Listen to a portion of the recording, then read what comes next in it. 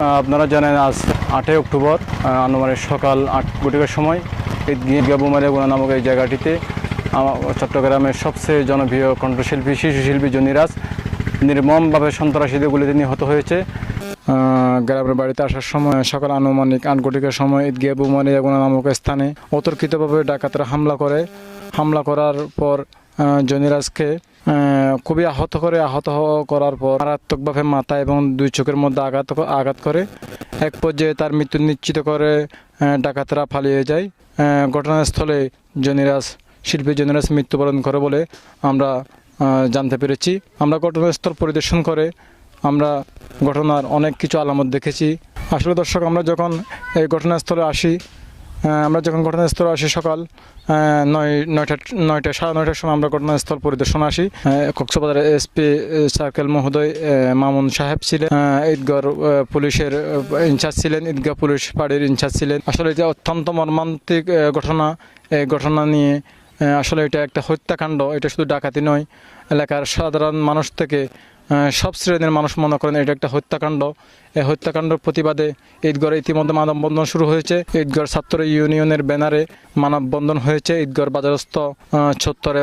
এই মানববন্ধনে শিল্পী জনিরাজের দীর্ঘদিনের সাথীরা ছিলেন। শিল্পী চট্টগ্রামের সবচেয়ে জনপ্রিয় আরেক শিল্পী, তার সহকর্মী শিল্পী মেরি ছিলেন। তার সাথে একই সাথে দীর্ঘদিন যিনি গান করেছিলেন শিল্পী শিউলি, সেও মানববন্ধনে যোগ দিয়েছিলেন। মানববন্ধন শেষে তারা এক ঘটনার সুস্থ বিচার সহ প্রশাসন ঊর্ধ্বতন কর্তৃপক্ষের কাছে নরকীয় হত্যাকাণ্ডের বিচার চেয়েছে। জনসাধারণ একজন জনহত্যার প্রতিবাদে তার সহপাঠী শিল্পীগণ আর বাজারত অবস্থান করি তারা নীরবতা পালন করি মানবতার যেই দৃষ্টান্ত স্থাপন করছে অত্যন্ত তারা একটা ভালো উদ্যোগ গ্রহণ করছে। অল্প কিছুক্ষণের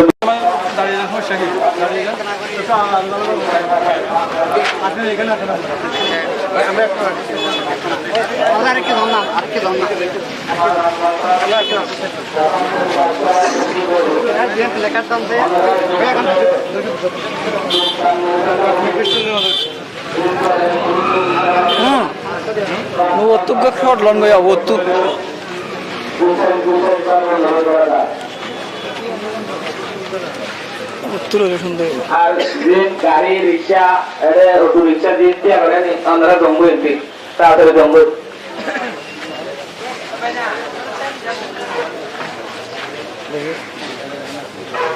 না খারাপ হয়ে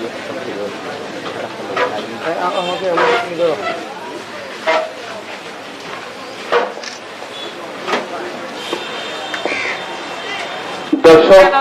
হবে না। একজনকে মারলেন, ওই পরিবারের আরো 4 জন আছে, হত্যা করেন, আমাদেরকে হত্যা করেন, পুরো আজকে এখানে মানববন্ধন যারা সবাইকে হত্যা করে ফেলেন। আমরা শান্তি পাবো, কিন্তু এইভাবে নয়। এইভাবে কুকুর বিড়ালের মতো লুপিয়ে হত্যা করবেন না। আজকে আমার একটাই বক্তব্য, আজ 1000 গ্রাম যেভাবে চলে আমার ঈদগাহ গ্রামও সেইভাবে চলতে হবে। চলে আমরা জনগণ আপনাদের প্রতিনিধি মানি না এবং মানব না।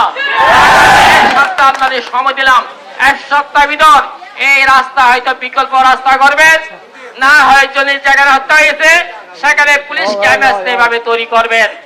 এবং ওই পাহাড়ে যে সমস্ত পাহাড় আছে ওই পাহাড়ে বসতি স্থাপন